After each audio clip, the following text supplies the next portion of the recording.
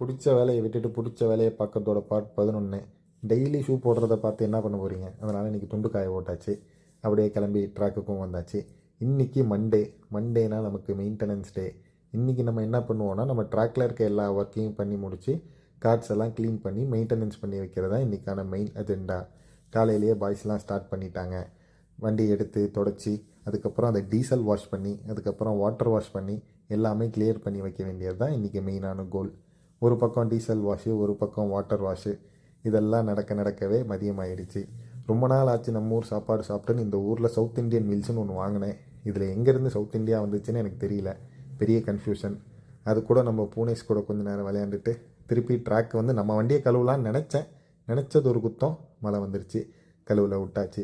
அதுக்கப்புறம் நம்ம பாய்ஸுக்கெலாம் space suit போட்டு புல் வெட்டுங்கடான்னு உள்ளே அனுப்பி விட்டாச்சு. எப்படி வெட்டுறாங்கன்னு வேடிக்கை பார்த்துட்டு இருந்தோம். ஒருத்தன் வெட்டினா இது வேலைக்கு ஆகாதுன்னு சொல்லி இன்னொருத்தனையும் அதே சூட்டு போட்டு இன்னொருத்தனையும் உள்ளே அனுப்பி விட்டாச்சு. அதுக்கு ஒரு ஸ்லோமோ முடிச்சுட்டு நைட்டு நம்ம வீட்டுக்கு வந்தோம். வந்தது இல்லாமல் நமக்கு ஒரு அழைப்பு வந்துருச்சு. வாங்க உங்களுக்கு ஒரு செட்டப் வச்சுருக்கோம், அதை காட்டுறோன்ட்டு. செட்டப்னால் வேறு எதுவும் இல்லை, இந்த கேமிங் செட்டப் தான். இவர் தான் நமக்கு பெங்களூரில் இருக்க இப்போதைக்கு ஒரு நல்ல ஃப்ரெண்ட். கூப்பிட்டுருந்தாரு. போயிட்டு கொஞ்சம் நேரம் கேம் விளாண்டுட்டு அங்கேருந்தும் கிளம்பியாச்சு. கிளம்புறப்ப இந்த 2 குட்டி டாகேஷ் ப்ளஸ் ஒரு அம்மா டாகேஷ். நம்ம கிளம்புன நேரம் மழை வர ஆரம்பிச்சிருச்சு. மழையோட வீட்டுக்கு வந்துட்டோம். நாளைக்கு பார்ப்போம். பாய் பாய்.